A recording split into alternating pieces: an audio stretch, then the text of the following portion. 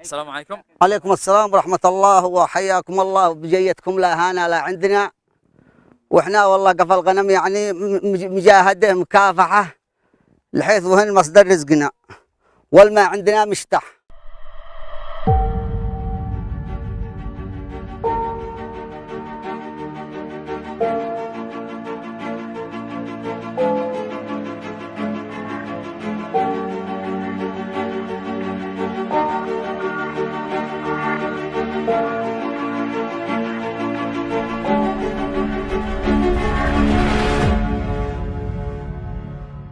في عزلة حجاج بمديرية جبن محافظة الضالع نعيش قصة تجمع بين المعاناة والتغلب على اليأس بعد أن تضرر أبناء هذه العزلة بسبب شح المياه.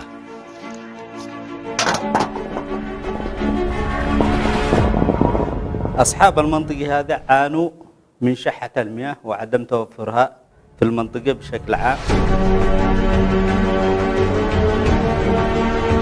ولأن عزلة حجاج تعتمد على رعي الثروة الحيوانية فإن وجود المياه الصالحة للشرب والاستهلاك كانت المعضلة.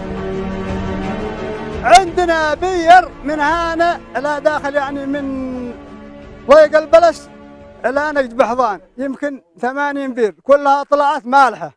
هذا في منطقة شباءة كامل. المياه بشكل عام معاناة كبيرة. فالمواطنين حفروا عدة أبيار منها سطحية ومنها ارتوازية. البير السطحية تكون فيها مياه وقت الأمطار والآبار الارتوازية غير صالحة للاستخدام. فشحة المياه جعلت من أهالي المنطقة يعملون على حفر آبار سطحية، لكن لم يكن الحل الذي يبحث عنه أبناء المنطقة، فكانت الفكرة بتعميق الحفر بواسطة آبار ارتوازية. حفر آبار ارتوازية عميقة تتجاوز عمقها أكثر من 800 متر إلى 900 متر، ولكنهم فوجئوا في نفس الوقت أن هذه الآبار مياهها كبريتية تعمل على تدمير الأرض والبشر. ظهور المياه الكبريتية في الآبار الارتوازية فاقم من مشكلة عزلة حجاج، وكاد اليأس أن يتسرب إلى روح الأهالي مرة أخرى. وهذا هي من أضرار البير الذي يعني هذا البير المالح دمر علينا التربة وبصروها كيف الآن تحجره.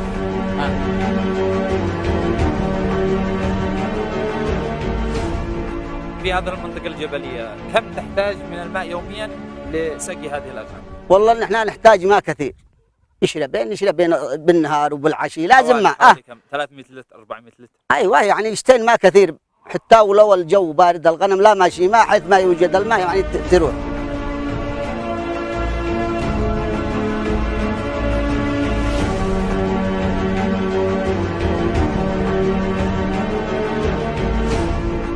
إلا أن شدة المعاناة جعلت من أبناء المنطقة في الداخل والمغتربين في الخارج يفكرون بحل أكثر جدوى رغم تكاليفه الباهظة.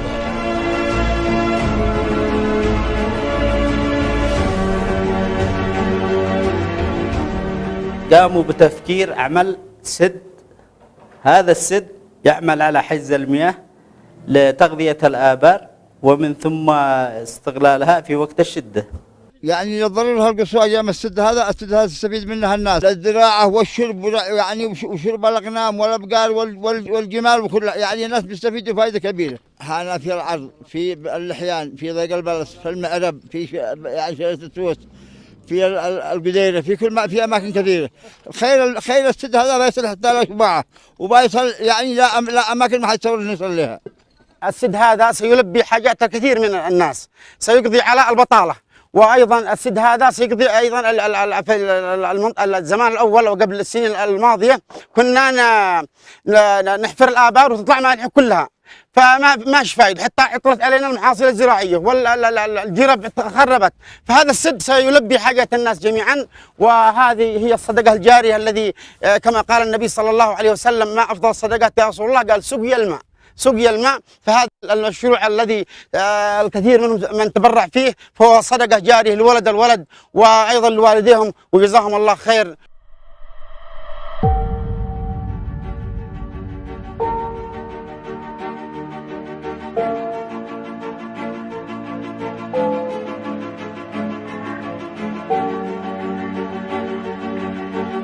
تعتبر السدود مشاريع تنموية مستدامة، فهي لا تجمع المياه وتحفظها في منطقة محصورة فحسب، وإنما تساعد على تغذية الآبار الجوفية.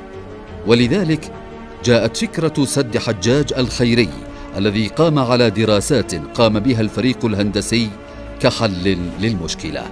تم استدعائنا كفريق هندسي لتصميم هذا المشروع الذي تم تصميمه وفق ومعايير وأسس هندسية بحتة.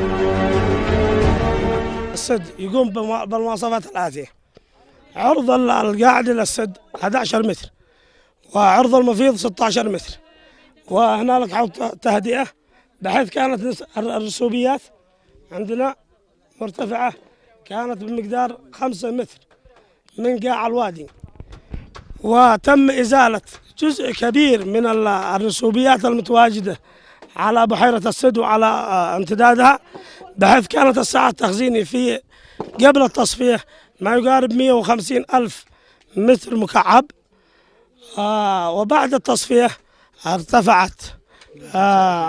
ارتفعت إلى 180 أو 200 ألف متر مكعب. السد سيكون ارتفاعه إن شاء الله تعالى من فوق الرسوبيات تقريبا 16 متر، مع 2 متر عرض من الارتفاع في الأعلى. العرض قاعدة السد، عرض الوادي من الجهة إلى الجهة المقابلة تقريبا 86 متر، وقاعدة السد 40 متر. بدينا في عملية تأسيس المشروع، وهو بحفر الخندق وحفر تحت قسم السد، ومن ثم بدأنا بالصبيات للخندق والصبيات الكتلية، وبدأنا في مرحلة تنفيذ الأعمال المباني والكتلية، ووصلنا إلى منسوب تركيب الفواصل التمدد وركبناها، والآن نحن في مرحلة تنفيذ الأنبوب.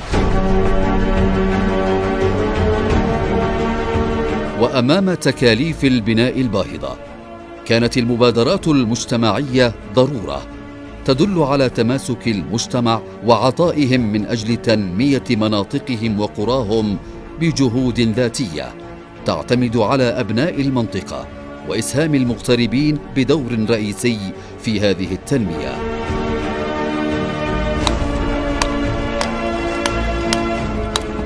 هذا السد يعتبر من السدود المشاركة المجتمعية التي قامت على التبرعات من المغتربين وبعض رؤوس الأموال. بالنسبة للسد هذا سعته التخزينية تفوق 152 ألف متر مكعب، وتدفق السنوي للوادي قد يتجاوز 200 ألف متر مكعب بحسب الدراسات المرفقة وجداول الكمية.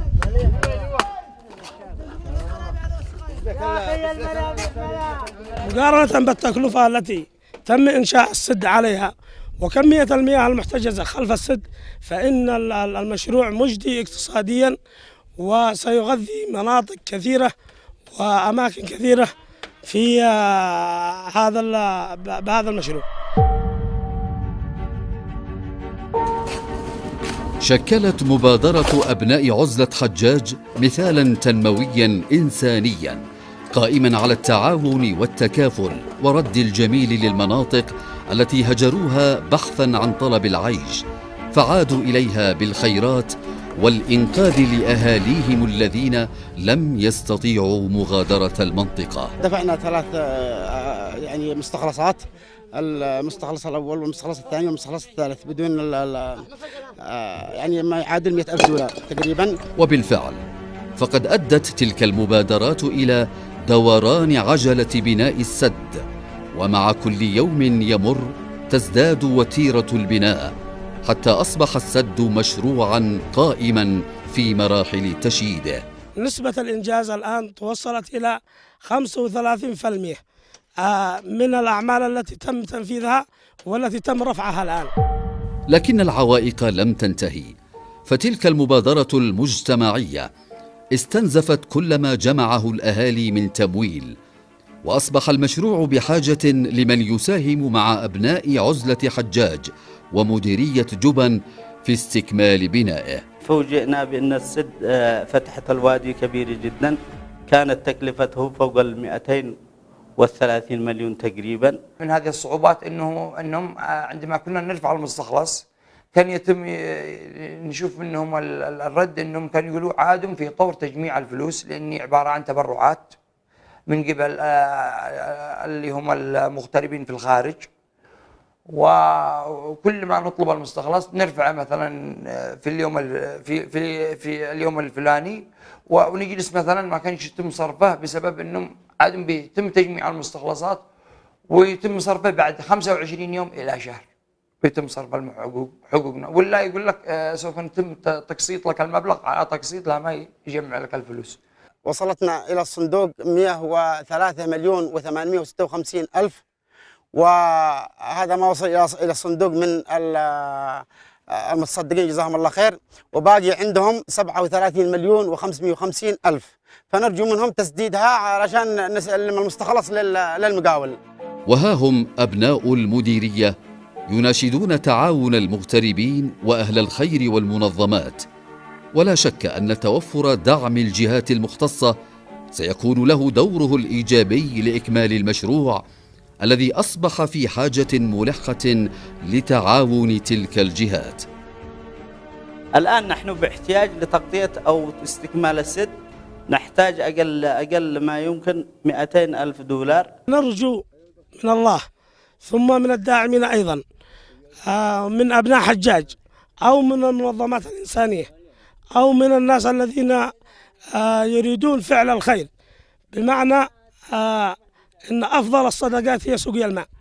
نطلب من الجهات الداعمة من رجال الخير ومغتربين من جبن وحجاج والمنظمات بالذات منظمة الأيادي النقية جزاهم الله خير أن يكملوا معنا هذا المشروع وهم أمامهم الآن، يعني حتى نكمل هذا المشروع الذي سيستفيد منه أكثر من 4000 نسمة في المنطقة. أناشد الجمعيات الخيرية وأناشد المغتربين وأصحاب رؤوس الأموال بأن يدعموا ويتبرعوا من أجل استكمال هذا المشروع حتى يخرج إلى الحياة وتكون الفائدة للجميع.